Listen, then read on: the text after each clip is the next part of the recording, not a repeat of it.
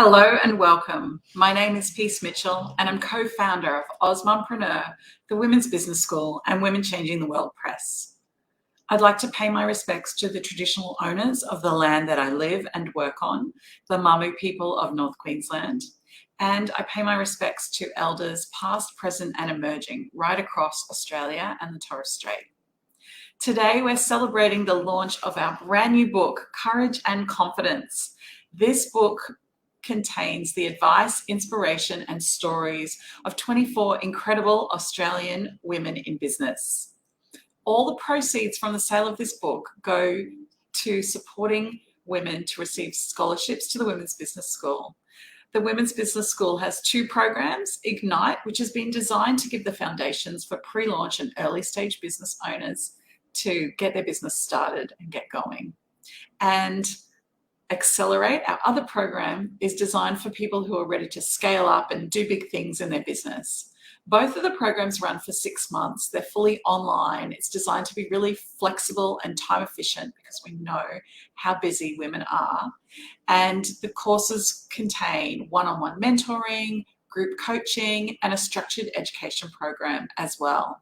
Scholarships for the Women's Business School's 2022 cohort are currently open, and the link to apply is in the comments below.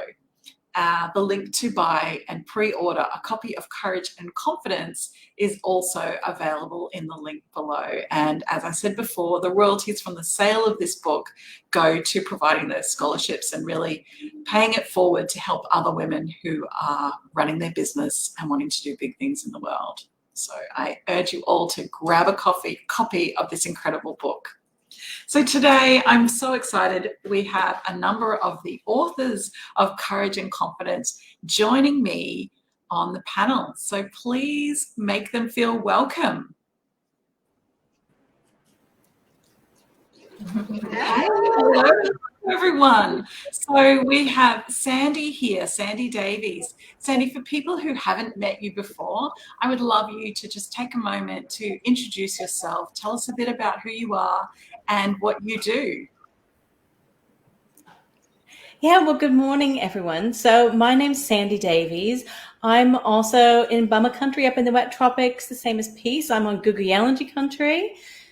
We moved to far north Queensland about 15 years ago. Our plan was to semi-retire.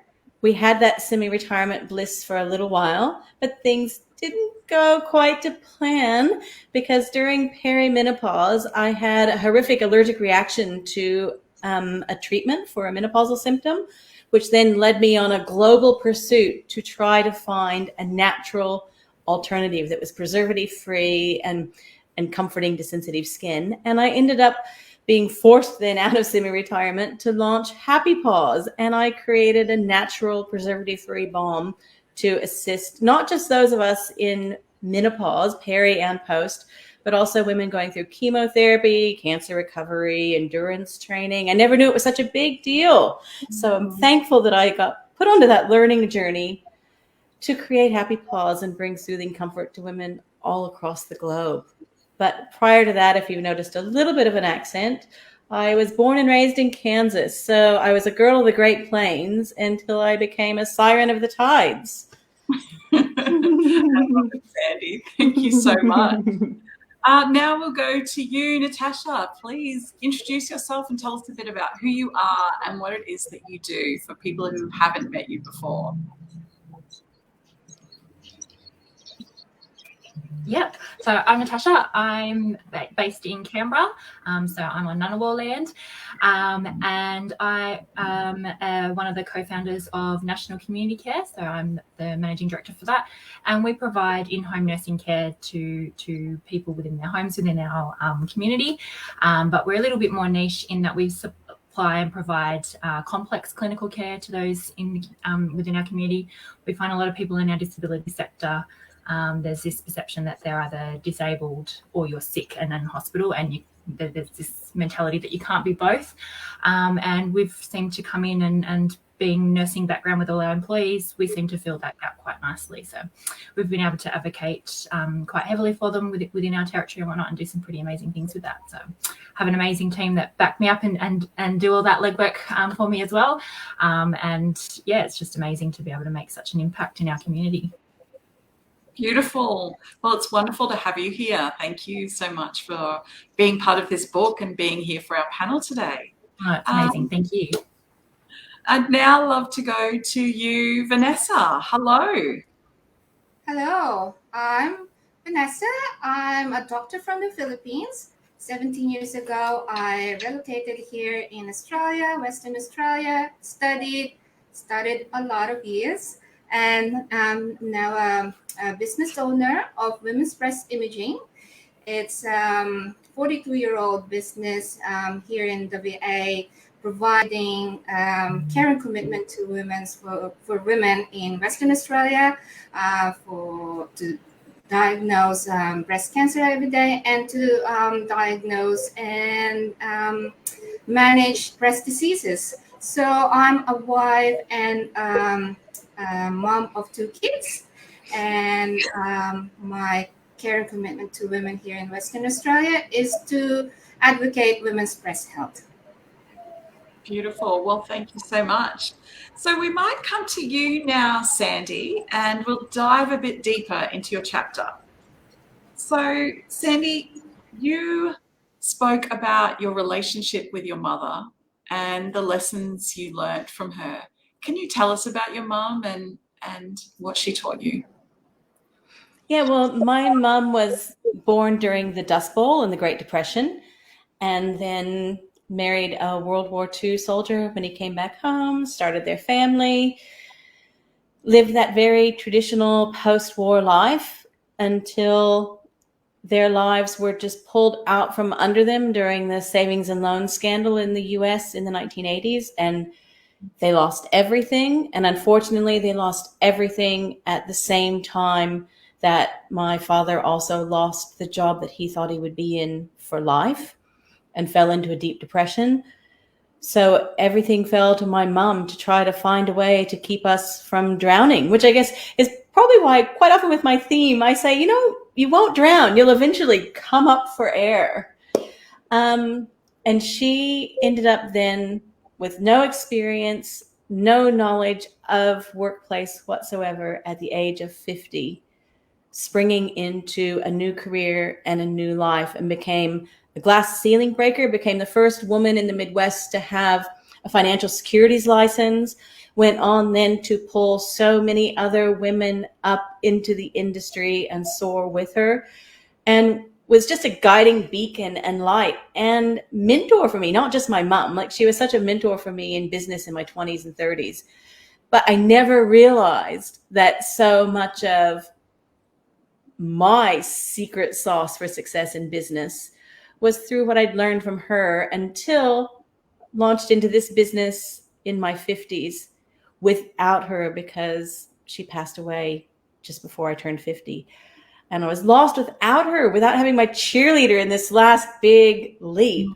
And then I realized that, yeah, everything I needed to know, I'd learned from her long before now. So beautiful, Sandy. And in your chapter, you talk about how she made an impression on lots of other people as well. And one of those people was a friend of yours who also worked with your mum. Can you tell us a bit about that?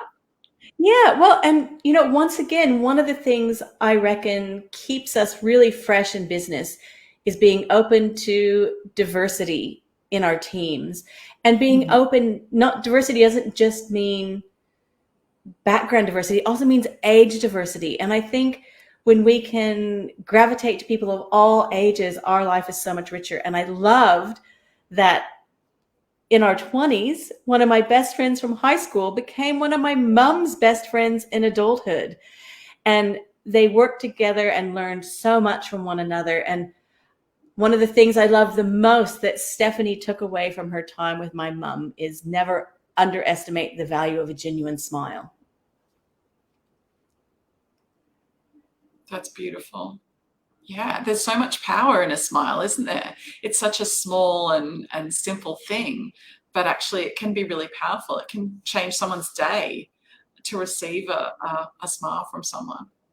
It can absolutely change someone's day. But you know, the thing I've realized in the last 12 months, because Grace Tame has become such a popular person that we talk about with her life experience, I love the power of a genuine smile. And it's always been a bit of a joke with me in our past businesses that if I'm not smiling, look out, because I'm such a naturally happy person. And I love the message for the next generation of, you know, keep your smile genuine, never have a forced one, never get put in a position where you are not being your genuine self. So I love that whole thing of a genuine smile and the power that it has to lift all of us, but also that reminder that only when it's real from the heart. Yeah. Well, in your chapter, you talk about the fact that your radiance matters. And, you know, whenever I hear you speak or I see your posts on social media, what comes through for me is your radiance. So can you talk to us about why your radiance matters and how we can all embrace radiance? You know, I honestly think that if we lose our radiance, we lose a bit of light in our soul. And we can go through such painful moments in our life and such journeys of heartbreak and such journeys of betrayal. And when we're in the midst of those, sometimes we can't see our radiance, but it's there. And I guess that's my big thing about radiance is even when we are maybe in our darkest moment, there is a crack where that light is coming through. And we just have to keep a hold of that tiny little crack of light, because just like Annie, back in like when Sarah Jessica Parker was Annie on Broadway, way back, the sun will come out tomorrow. And we have to just remember that joy that resonates. And if I can find it quickly in my chapter, I actually have a great quote about joy. Joy does not simply happen to us.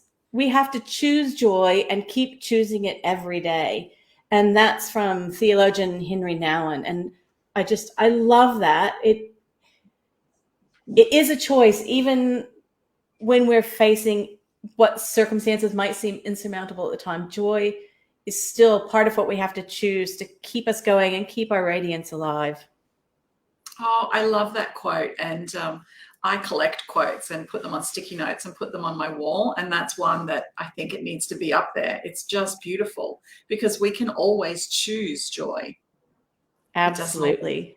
Come naturally, but we can make the choice to have joy and embrace joy. Now, you know, there was in your chapter, you were talking about don't take it personally. And there was this one day where everything was just going wrong. You'd had a whole week of knockbacks and rejections and no's. Can you tell us about that week and those knockbacks that you got and how that impacted you? Yeah, well, it was just one of those absolute horrors of a week. And as a naturalized Australian, I think sometimes when we receive knockbacks from our local community, it hurts even a little bit more. And I'd had a huge knockback, and I'd had a knockback that made me feel a little bit un-Australian. It was just so painful, the nature of how it occurred. And then I just had knockback after knockback after knockback. And we all have those in business. And we'll have times where we just, oh, for goodness sake, what do I got to do to get a break? And I ended up in just an absolute flood of tears.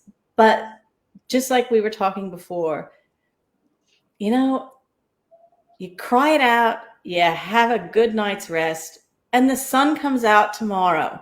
So even sometimes when we are in those moments where we think, nothing is going to ever be right, nothing's going to get better, it still does. And we just have to have that perspective and step back and then realize, just like I think Bianca was talking earlier this week about, the value of even just going and sitting and having a cup of tea outside. We just have to, step out and realize that we still have so much to be thankful for, and that we do have the power to regroup and make it happen. Yeah, I think it's hard sometimes when you're in those moments, but recognizing that even though those opportunities didn't happen, there definitely will be more opportunities for you that will come along. Well, and I had an experience happen about a decade ago. I was determined that I was going to become an author, and I wrote a fiction piece. And it was rejected by the Sydney editors because it was too far north. Like our life up here is a bit unique, and they didn't feel like, that life of far north Queensland would relate to the readers, which I don't think was actually correct, but never mind. The thing is that I just kind of said, right, and just walked away from it at the time. But then now here we are a decade later, and the timing was just right for Courage and Confidence. And I've discovered that my magic for helping others along their journey is in nonfiction. So it was meant to be that rejection, and it was just part of the building blocks of planning up to now, which is amazing. So those rejections aren't always rejections. Sometimes they're just steps to where you're supposed to be. Yeah, absolutely. Absolutely. Now, you also talk about in your chapter following your instinct. Can you tell us about the importance of following our instincts? Because I know sometimes our instincts are telling us something, and we try and quieten them and say, no, this is what we're going to do. But our instincts always know. Yeah, I think when we get to the afterlife, our intuition is going to just be telling us off with a big wagging finger, because our intuition, it never leads us astray. She always tells us and guides us. And in the still of our heart, we always know what is the right thing for us to do in the moment. But sometimes she whispers, and then she shouts, and then she screams, and we're still not listening. And then all of a sudden we finally, aha, I would have listened to that 6 months ago or 6 years ago. So we have to learn to embrace and trust and love our intuition and our inner voice, because it is right. And we've got to cast aside that other noise or those shoulds or whatever, because when you actually listen in your heart of hearts, your intuition guides you. It's just that we forget to listen. Yeah, absolutely. Absolutely. Another thing that you spoke about in your chapter, which I really loved, was the phrase, feed your people. Can you explain to people what feed your people means for those who haven't read your chapter yet? Yeah, well, feed your people is so diverse, because I think, well, actually, and one of the things Natasha writes about is accepting that sometimes your team aren't going to be a long-term part of your team, and what you're doing is a stair step for them. Part of feeding your people is feeding your people with all the skills and resources they need for them to leap to the next big adventure, and you be a part of their story and their success. But in feeding your people, I think when we give our team everything they need, they soar and they help build and make our business better. And it's both figurative and literal, because we always had a practice when we had a larger business of morning teas where everyone's favorite food appeared. And when you're eating your favorite foods and you're in that comfortable environment as well, that's also a time where you get to talk about the things that are maybe irritating you or things that should make the business better. And that magic sauce happens there. And I won't give it away, but when you read the chapter, you'll love the bit about Snoop Dogg and Martha Stewart as well. Yeah, I just love that phrase so much, feed your people. And I love that you mean it literally as well as metaphorically. That's really beautiful, really beautiful.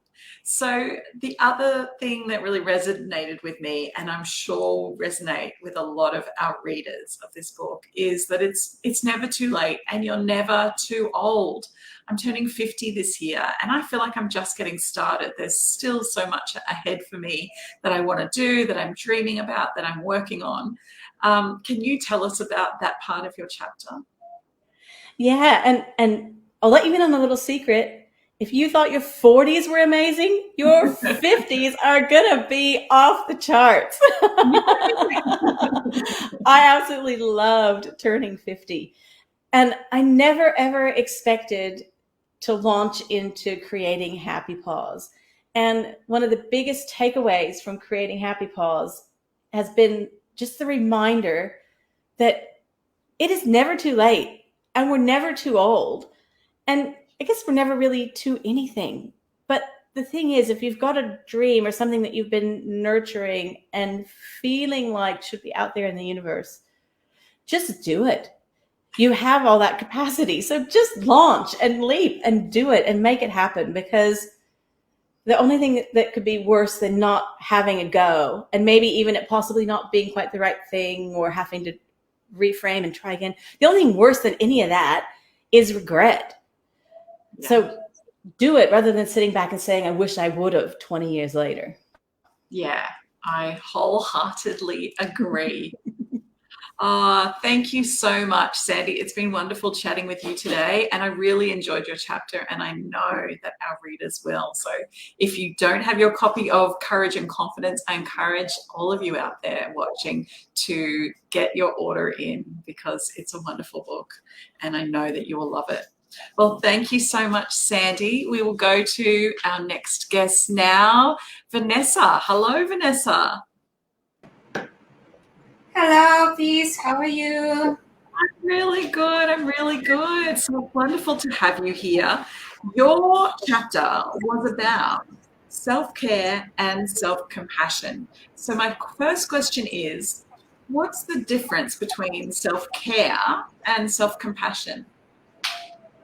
Is there a difference? It's all about self-care, self-love, self-compassion, being our own inner compassionate coach. And that's from Sandy. Thank you very much, Sandy, for that line. I wrote about that chapter because, as you know, being a doctor, we are very, very productive. I don't use the word busy, so very productive people. And it can be overwhelming. And we wear a lot of hats, not only being a doctor, being a business owner, a mom, a wife, and a friend, and a member of community. So there's a lot of things going on in our lives, and I think being mindful of ourselves, our own well-being, is very important. And I think they come together: self-care and self-compassion. Yeah, absolutely. Absolutely. So there was a mantra that you talked about in your chapter, and it was, today I choose to be the best version of myself. And I just loved that mantra. Can you tell us about that mantra, when you started using it, and how it makes you feel when you think about it? Oh, that mantra is still on my phone background for many years. It's been my mantra since I started doing triathlon. Like what Sandy was saying, it's never too late, never too old to start something new. I started late in my athletic career. I've never been a sporty person. I'm a sedentary person from the Philippines, and sport is never a center of our life. And incorporating sports in my life has been life-changing. So instead of making big goals, like what you said this morning, instead of giving yourself big goals, start small. Start being 1% better version of yourself, one day at a time, one day every day, because cumulatively you'll achieve your dream. Like, for example, I said about me taking the courage to do open water swimming, which a biggest challenge of my life. So I said to myself, okay, you don't know how to swim well, you're not a good swimmer. I think it's time for you to work on this goal for yourself. work on your weakness, and then every day you improve, every year you improve. And now I'm proud to say that after those efforts and perseverance and persistence, I was able to achieve my first major goal of doing a 3.6 kilometer open water swim around the jetty of the iconic Boston Jetty Swim. It was my major milestone. It's incredible. It really is incredible. And in your chapter, you talk about the fact that you couldn't even swim 10 meters without getting out of breath. And now, you know, you're competing in Ironman events and ocean swimming, and you love ocean swimming, and it's something that you do almost every day. Well, not almost every day, at least once a week. And if my schedule will allow, at least 2 or 3 times a week. I would love to swim every day, but I cannot. I only make time to do the swim if my schedule allows.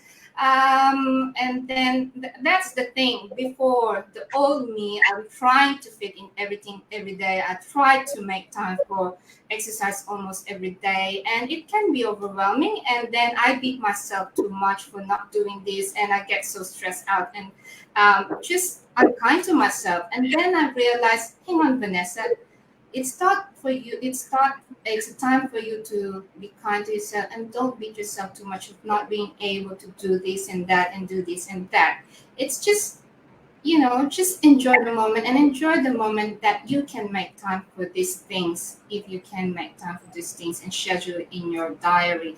And I make time to do this open water swim every Sunday morning at 7 o'clock. It's the best time of the day to be out in the ocean with your friends watching the sunrise. It's so magical. Yeah, it just sounds so beautiful. It really does, really does. But I think what you said about we're often so hard on ourselves. We put this pressure on ourselves to do more and achieve more and whatever that might be. And even if it's something positive like doing exercise and things like that, where does this come from, this pressure that we put on ourselves? It's in the culture. I think it's in our community. It's social pressure. Yeah, absolutely. Now, it's not just ocean swimming that you love. You also are a runner. And I love that in your chapter, you said when you started out, you couldn't even run for 1 minute. But now you're able to do, or since then, you've done half marathons and all kinds of running events. Can you tell us about your journey with running? Oh, yes, of course. So when I had my 10-year-old girl, and I was, 6 kilos overweight, and I said to myself, hang on, what happened to you? Because I've eaten a lot of cookies and cream ice cream during my pregnancy. I was pregnant and I was studying for my board exams, and I was studying late nights. My magic hour of studying is from 10 to 2 o'clock in the morning. So I was emotionally eating. I was not conscious about what I put in my body. And so after having her, I realized that, this is not you. I think you can do better. So I started doing the 12 weeks body program of Michelle Bridges. I did that for a year or two, and then I was so happy that I was able to make time and fit that in my schedule while I had 2 young kids and working. And then I decided to make mini goals. So I signed up to do a 4K fun run. And then I used the app, the Couch to 5K, where you can walk, run. So then I built up to that, and I did the event. Okay, wow, this is good. I think I need to make new goals. So a 5K fun run, and then a 10K, 12K, and then half marathon, and then a full marathon. So it's just stages of mini goals, being able to achieve major milestones in my life. So yeah, that's so cool. Yeah. I love that. It's so inspiring. Congratulations on achieving those goals. It's really incredible. Thank you. And the best part is we've done at least two fun runcation in Bordeaux and Hungary. And that was so cool being a representative from Australia. That is awesome. Yeah, I love that. I love that. So much fun. Now you're very conscious of your language, and so you swapped out the word busy, and you've changed that now. Doesn't It's not a word that exists. Can you tell us why and what you do instead when people ask, "Oh, how are you?" Yes, I love this because the old me, as you know, we all, every time you see someone, oh, how are you? How was your week? How was your week last week? Or how was your day? Oh, so crazy busy. I'm so knackered. It was a toxic week. And what is happening to you? It just drains you, it consumes you. So I decided that, hang on, I can make this something positive. You had a very busy, crazy day, but you achieved a lot. You've done a lot. You saved a lot of lives. So it's not really crazy, busy, toxic. It was actually a very productive week or productive day.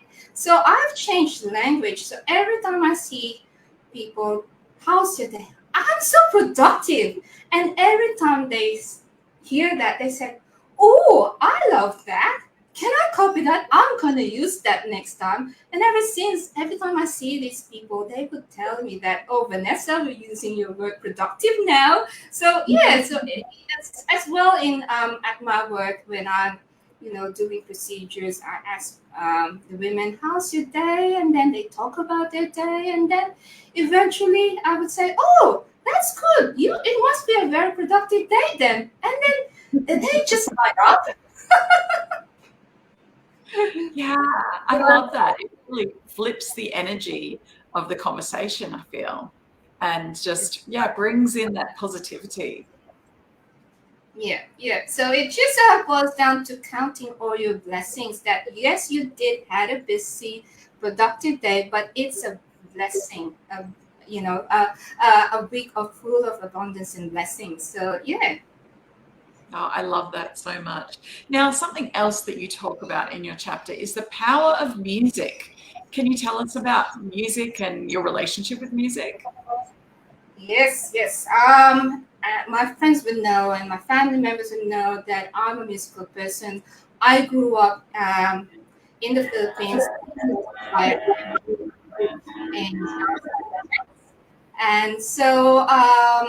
and that was our solitude. I assume, as you can imagine, and singing brings us joy. And so when I was here in Australia, to joined the St. Mary's Cathedral Choir here in Perth, and together with my husband. So we were singing in there, and until my husband founded an all Filipino, mixed Filipino and other culture.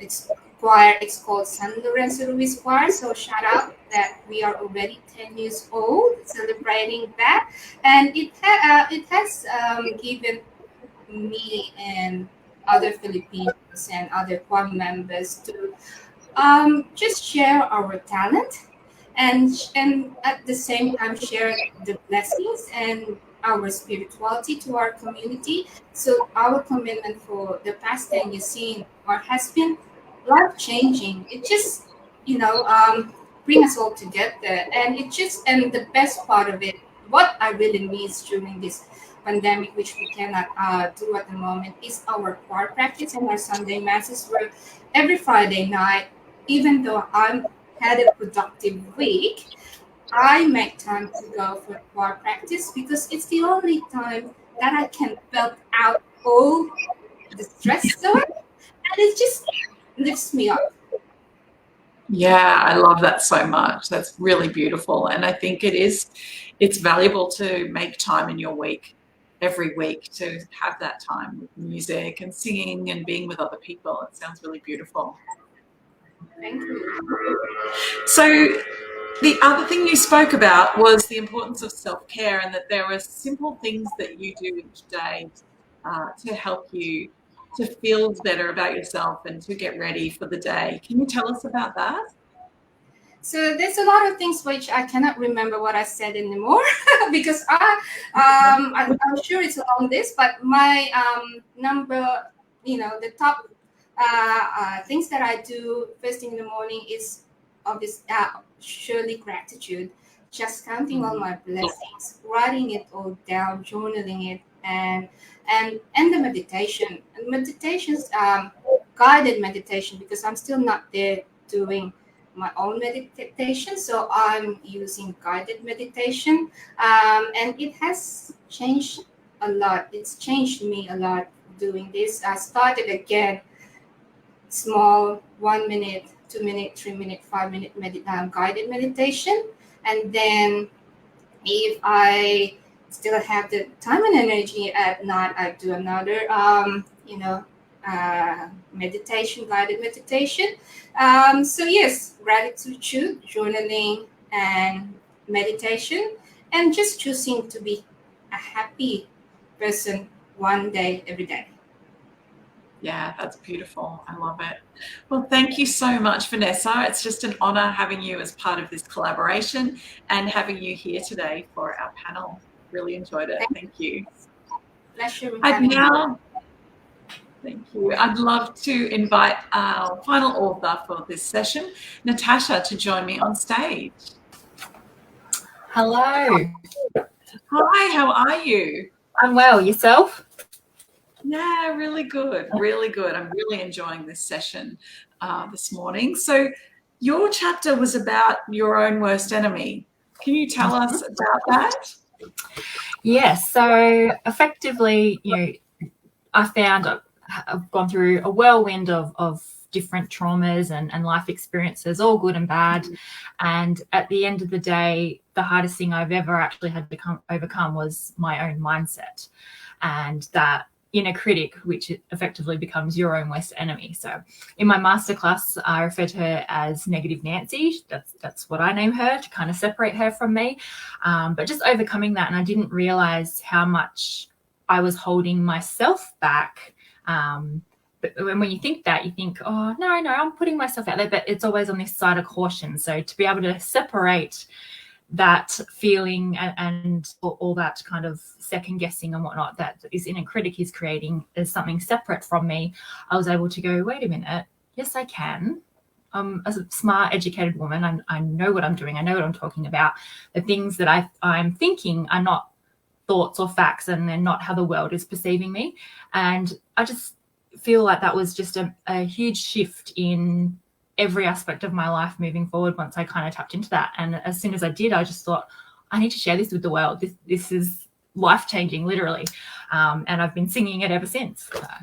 Yeah, absolutely. And I think there are a lot of people out there who don't realize that critical voice in their head isn't the truth. There's so many people who think that is true, that when their voice is telling them, oh, you're not good enough, or you're not qualified enough, or who would want to buy something from you, they believe that it's the truth.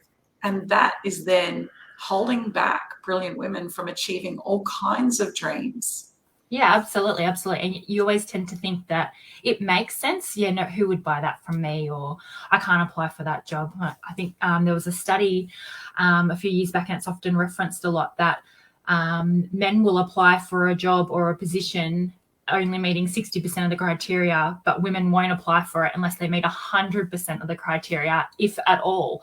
And I feel like women take that approach in many aspects, not just applying for jobs, that we second guess ourselves so much, and just this perception trying to separate that from fact and fiction. And when you actually realize that, all of a sudden you kind of go, it is just me standing in my way. It's quite a revelation. Yeah, absolutely. So in your journey, you realized that there was this inner critic who was speaking and telling you things, but you also found ways to overcome that and to silence that voice. Can you tell us about some of the techniques and strategies that you use and that work for you? Yeah, absolutely. So it was definitely noticing when she was present, and I always refer to her as a third person, which I think is, what one of the primary strategies for it is referring to her as a third person, this outer body experience, like your shadow. And that was also key, that she's always attached to you. She's not going anywhere. I devoured so many self-help books thinking, I need to figure out how to cut this part out of me. You can't. She's attached to you forever. But the idea was to try and shift that. And it was easy to kind of realize you've got to identify her and recognize where these thoughts are coming in and realize what the fact from the fiction is. But then you get to that point where you can do all of those things, but then there's that call to action where you actually have to start changing your language. So much like the girls are speaking of, changing that frame of mind from the I'm busy to I'm productive. So much like Vanessa was saying, so from the I can'ts to I can't yet's, allowing that room for growth, or that positive mindset, and just it neutralizes the negativity in the language that she's holding on to you with. So I can't apply for that job yet, means that it's possible. You're open to the idea of that possibility. It's something that we teach our kids. They come and tell you, I can't, and you say, you can, just try it. You can't yet. And then the next day they come running into you, I did it. Doesn't always work. They might come back the next day and say, I can't again. But we teach our kids that. But it's not a lesson that we take on ourselves sometimes, that there isn't anything that any of us can't do if we really want to do it. So I think that was the biggest thing, shifting that language, and then just being really mindful of when you are in that negative phase. And I think the biggest key for identifying it is knowing when you say something to yourself that you wouldn't say in front of others. So, you might make an error and you go, oh my God, I'm an idiot. If you wouldn't say that in front of your boss, your colleague, your loved ones, it's because you know that it's not actually fact. It's you subconsciously know that, whether you consciously or subconsciously know it. You just know that they'd probably slap you across the back of the head and go, you're being silly, you're not an idiot, and kind of talk you through it.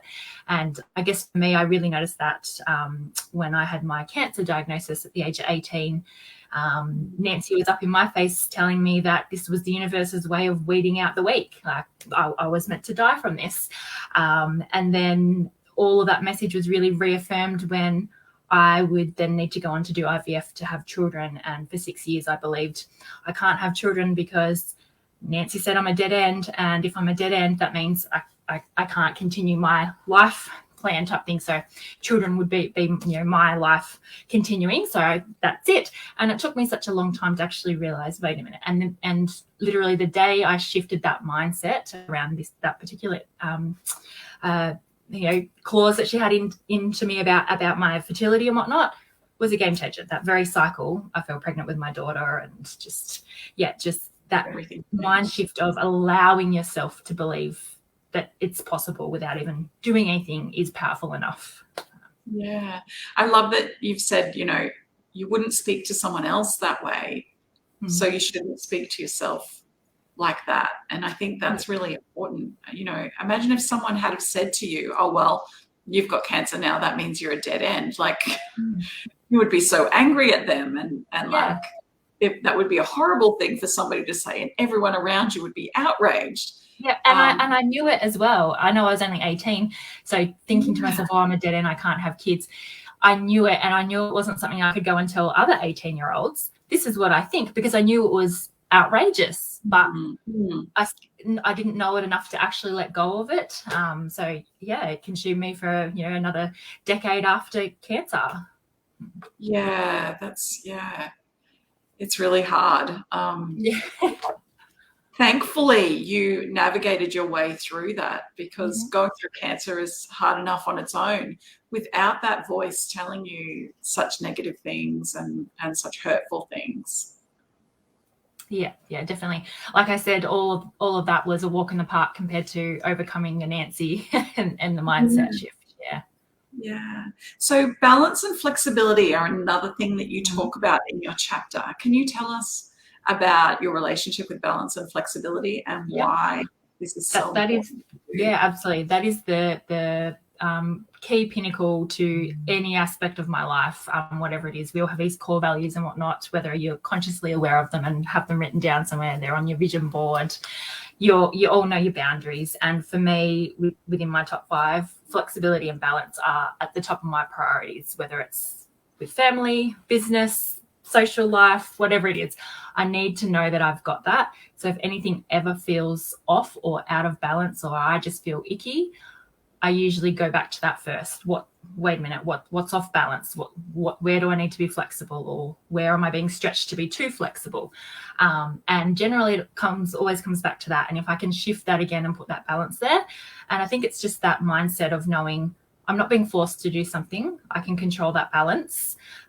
It's like your school kids waking up every morning, I don't want to go to school, because they feel like they have to go to school every day. But being able to shift that and just go, I don't want to go to the office today. I'm just going to work from home. I can do that.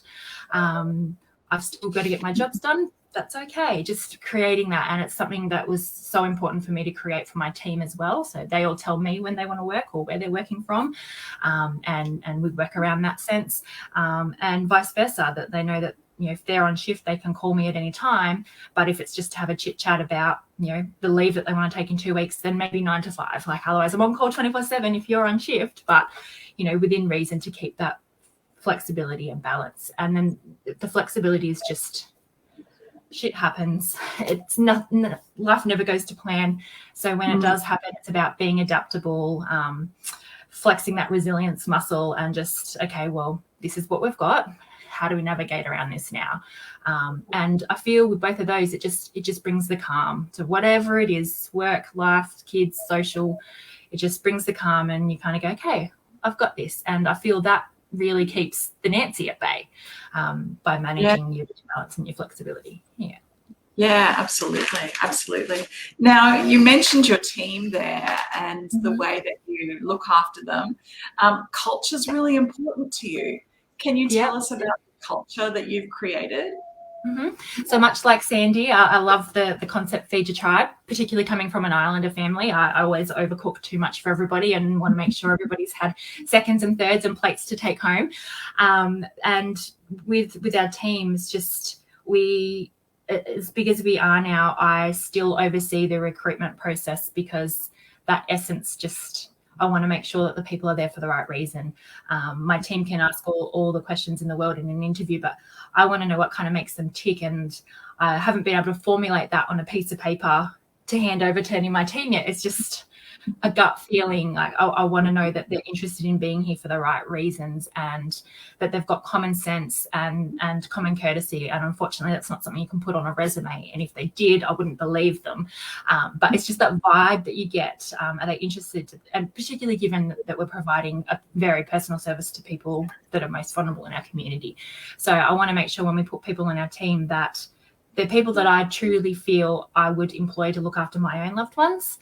And if I have that feeling, they're on our team. And then because I feel that way, it's like an extended family in a sense. So we want to look after our tribe. So for instance, we've literally just booked in, I think just before Easter, Appreciation Day for our team. So inviting everybody to come into the office between all their shifts to pick up some goodies and whatnot. I won't say just in case they're listening. And we're going to have like headshots and just fun things for them to do that day, just to ensure that they know that, we're thinking of them. COVID's been hard. We've still been working, but we haven't been able to see them. We haven't been able to facilitate team meetings and have us all in the one spot because of the risk involved with that. So just providing that support for them and ensuring that they know that they're supported. And in turn, I know that I'm supported by my team. So very important. Yeah, that's beautiful. It's so important to look after your team. And I think that when they feel supported and appreciated, that then flows through to the work that they do for your company, and particularly because you're in the caring industry, that's really important. Then they share that care onto others, the people they're looking for, and that ripple effect is really powerful, and it's really important. 100%. Yeah, well, thank you so much for being part of our new book, Courage and Confidence, and thank you for being on the panel today. I've really enjoyed chatting with you. This concludes our session. I'd love to bring our other authors up. Hey, everyone. Thank you. Part of our session today. I'd love everybody to hold their copy of Courage and Confidence up as we sign out today. But copies of Courage, you can buy, pre-order or buy your copy. The link to buy is in the comments there. Thank you to everybody who joined us live today. Thank you to everybody watching on the recording. And thank you, of course, to our wonderful guests today for our author panel. Thank you so much, everyone, and we'll see you all later on. Bye. Thanks, Kate. Thank you. Bye. Have a great day.